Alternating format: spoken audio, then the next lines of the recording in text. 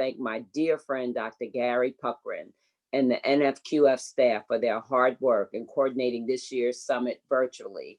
This year, we have faced severe challenges. COVID is definitely the one that is top of mind, and yet they keep on doing their work. So thank you so very much. COVID-19 is not a disease of the poor or the rich. It affects everyone from our head of state to the people who serve food at our favorite restaurants. However, it has definitely shown a light on the disturbing health disparities that face people of color in the United States. The numbers may be shocking, but not surprising. We know these disparities have long existed.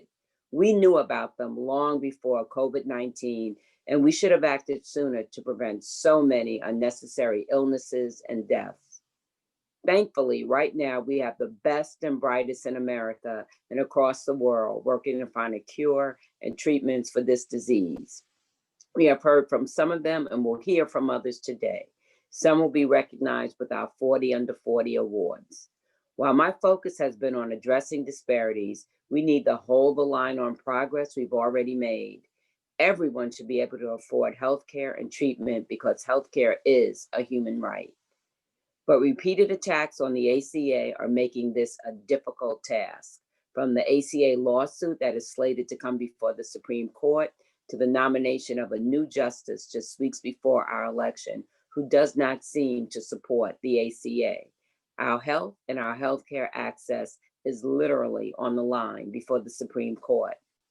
The ACA hasn't just presented coverage options for millions, it has created new opportunities to close the gaps created by racism, a plague which has been declared a public health emergency by a number of medical associations, cities, and counties.